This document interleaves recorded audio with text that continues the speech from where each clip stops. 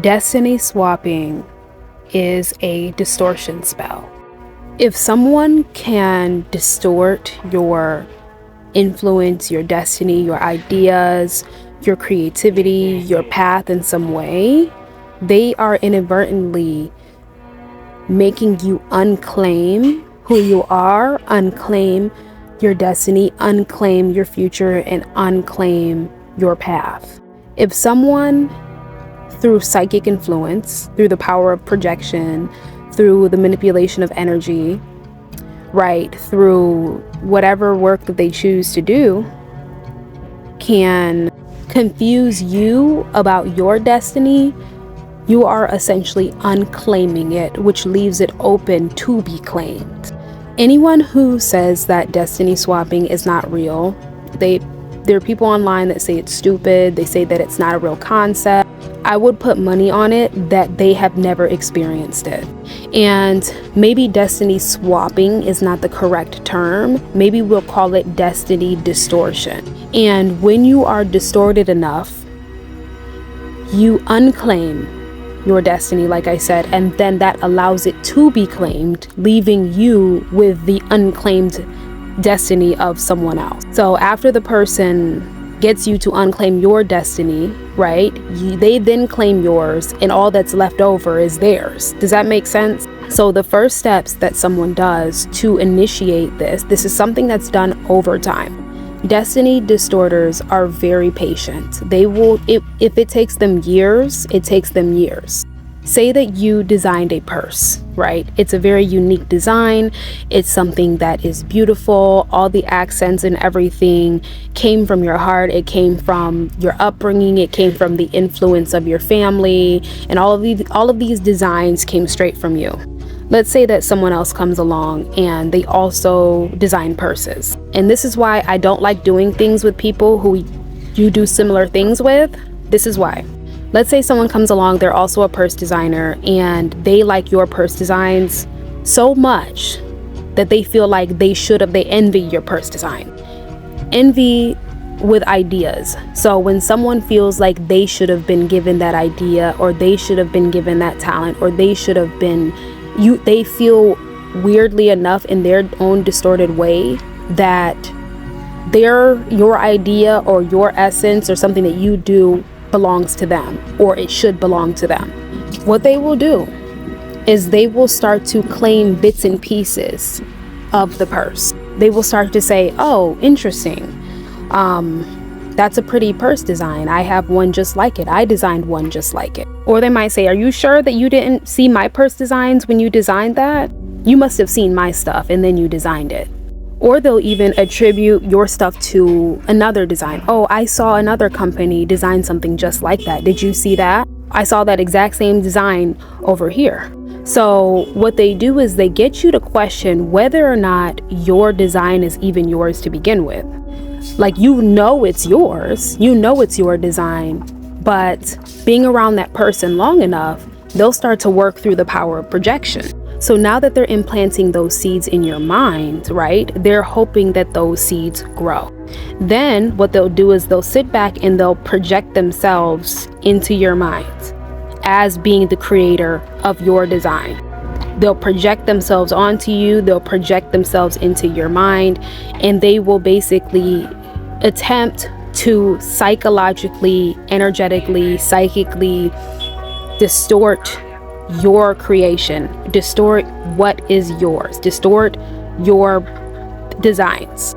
So when you look at your creations, because of the projection, right, if you're not able to reverse energy, understand and discern what's yours, what someone else's, how you feel versus what somebody else feels, they are projecting onto you, and you can start to look at your own design of your bag, right, and say, did I get this from so-and-so? Did I accidentally see this over here? Did I download?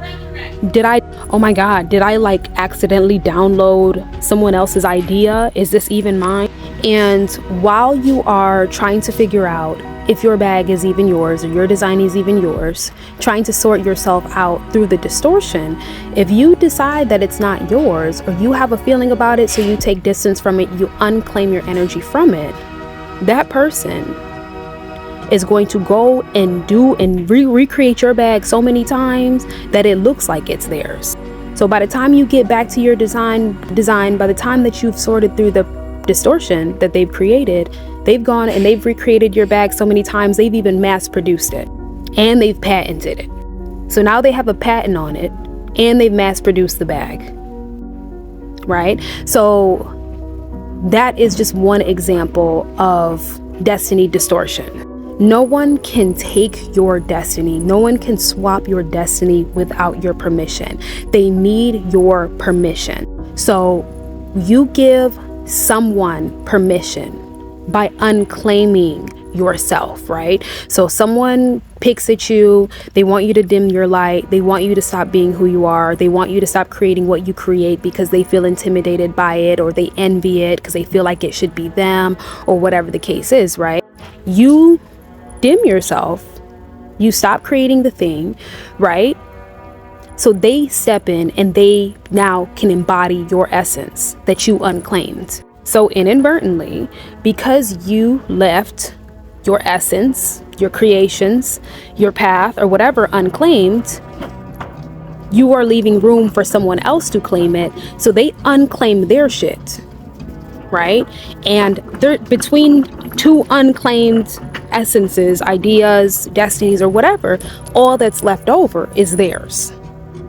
So that is how a swap happens. It happens through distortion. Destiny distorters work through wording, right? They get you to come into agreement with whatever they want you to come into agreement with through wording. So let's say that you're working with someone for music. You are purely writing from your heart, from your experiences, from the things that you go through, from the divine. It's very spiritual, it's very personal. You're very deeply connected to your music, and your music deeply comes from you, right? Let's say that you decide to start working with someone musically. And let's say that you admire this person, and so you let them know that, you know, hey, you inspire me, I admire you, yada yada. This person who envies your work, envies who you are, envies what you are, can turn around and say, oh, well, thank you. You know, I inspire a lot of people's work. I inspire a lot of people's writing. And you're like, hold on. I never said you inspired my writing. My writing comes from me. My writing comes from me, right? My concepts, everything that I talk about, that comes from me. Because if you don't correct it, right? If you don't correct their wording, right? Because they're trying to get you to come into agreement with, oh, that writing or whatever you just wrote or whatever you just did or that song that you just made isn't you, it's actually me.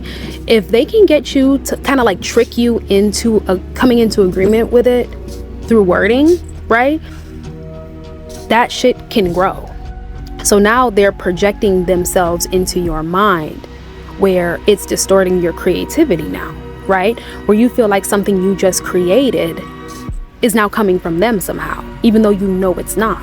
Because that's what they want you to feel like. They want you to unclaim yourself so that they can claim you.